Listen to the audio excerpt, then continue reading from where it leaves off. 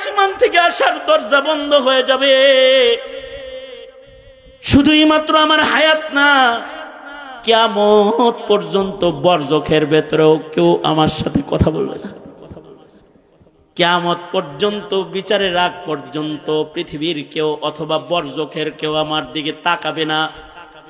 আকলমন্দু সে ক্যা পুছু कि मेरी इब्तिदा क्या है, अक्लमंदू से क्या पूछूं कि मेरी इब्तिदा क्या है, कि मैं इस फिक्र में रहता हूँ मेरी इंतहा क्या है, कि मैं इस फिक्र में रहता हूँ मेरी इंतहा क्या है।